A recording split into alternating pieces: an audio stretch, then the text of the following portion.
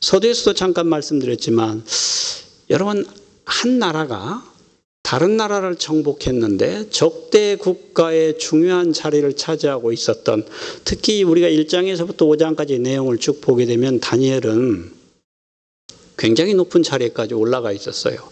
박사들 중에 박사의 위치까지 올라가 있었기 때문에 최고 핵심에 있었던 사람이에요. 여러분, 이런 사람을 다시 쓸 수 있겠습니까? 어려워요.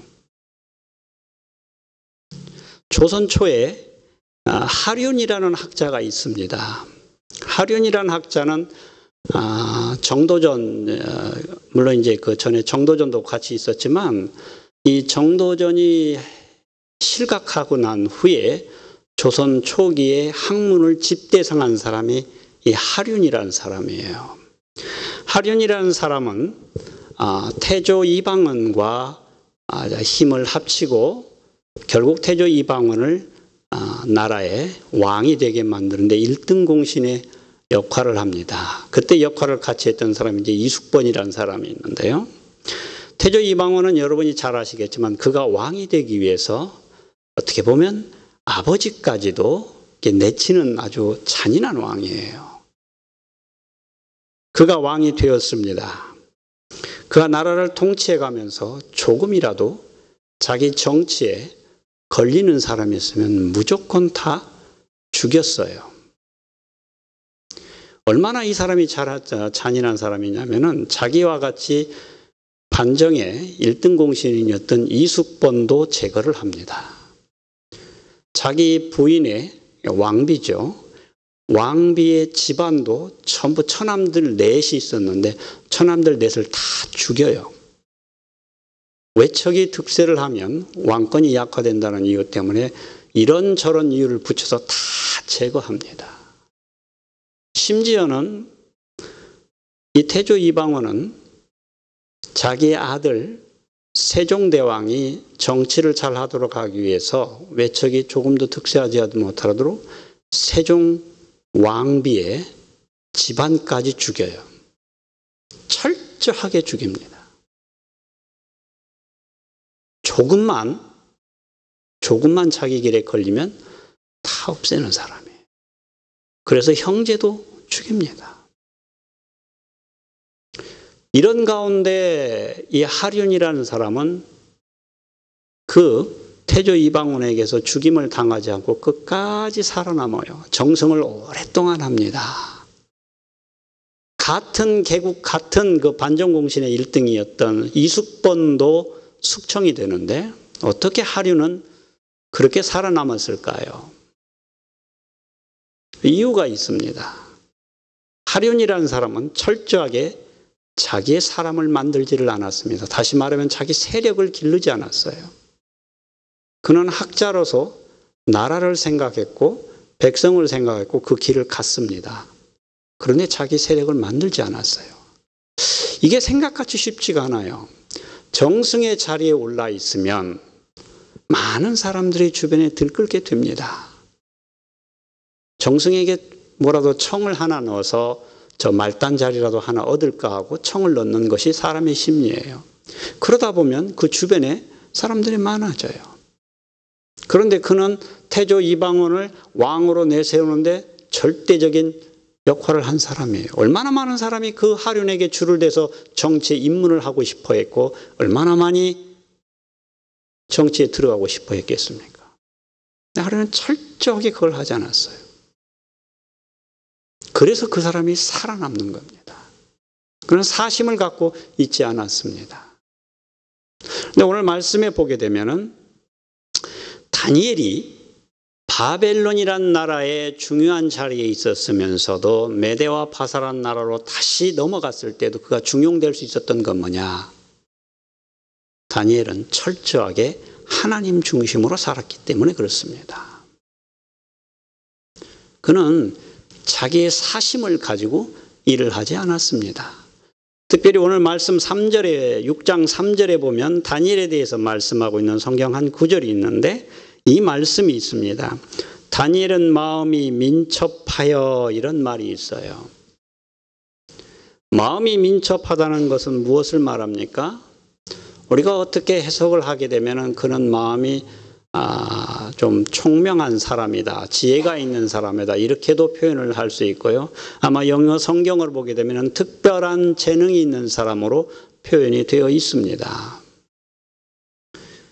먼저는 다니엘은 그렇게 중용될 만한 실력을 가지고 있었다는 거죠. 그런데 여러분, 그 실력이 어디에서부터 왔습니까? 여러분 잘 아시는 대로 그가 하나님 앞에 뜻을 세우고 그를 정결케 하면서 하나님 앞에 살고자 했더니 하나님이 그에게 지혜를 부어주셨어요. 그래서 그는 남들이 갖지 못하고 있는 하나님으로부터 받은 지혜가 있습니다. 더불어서 그는 지혜와 더불어서 꿈을 해석하는 하나님이 주신 능력이 있었어요. 그는 이 능력을 가지고 정치를 잘 했습니다. 나라를 잘 다스렸어요. 그런데 여러분, 나라를 다스리고 정치를 해 나간다는 것이 꼭 지혜만 있다고 잘하는 건 아니에요. 4절 말씀에 보면은 이런 말씀이 있죠. 이제 다리오 왕이 그를 총리 중에 총리, 다시 말해서 최고의 신하자리 중에서는 최고 자리에 놓으려고 했더니 4절에 보면 이에 총리들과 방백들이 국사에 대하여 다니엘을 고소할 틈을 얻고자 하였으나 능히 아무 틈, 아무 허물을 얻지 못하였으니 이는 그가 충성되어 아무 그릇함도 없고 아무 허물도 없음이었더라. 그럼 이게 무슨 말입니까? 그는 사심 없이 일을 했다는 거예요. 그는 자기의 세력을 만들지를 않았어요. 여러분, 왜 사람들이 세상에서든지 아니면은 정치에서든지 어디에서든지 자꾸 그 파벌을 만들려고 할까요? 심지어 여러분 그 초대교회 때 보게 되면 고린도 교회에도 그 파벌이 많았어요. 오늘날 교회도 어떻게 보면은 파벌이 있을 수 있습니다. 왜? 다시 말하면 세상은 세상 사람들이니까 그렇다고 쳐도 왜 하나님을 섬기는 교회에서도 하나님을 믿고 살아가는 신앙의 공동체에서도 파벌이라는 것이 생기는 걸까요? 고린도 교회 예를 들면 나는 아볼로파다, 이렇게 나는 베드로파다, 나는 예수파다, 이런 파벌이 있었어요. 왜 그렇습니까? 파벌을 만드는 데는 다른 것이 아닙니다.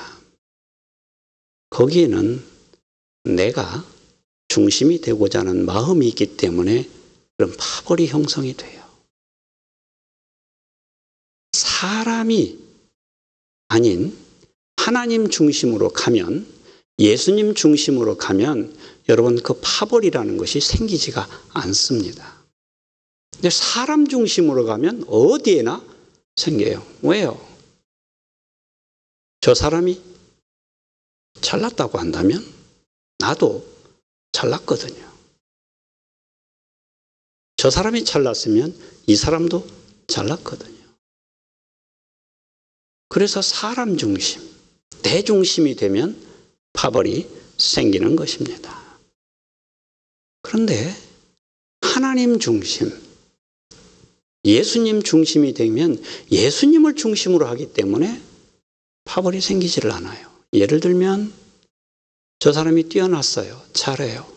여러분, 예수님 관점으로 보면 예수님이 그 사람에게 은혜를 주었기 때문에 여러분 그 사람을 시기하지 않아요. 오히려 감사해요. 왜요? 내가 없는 부분을 가지고 하나님은 저 사람의 있는 것을 들어서 하나님의 교회를 세우기 때문에 그렇습니다. 그래서 그것이 다른 것입니다.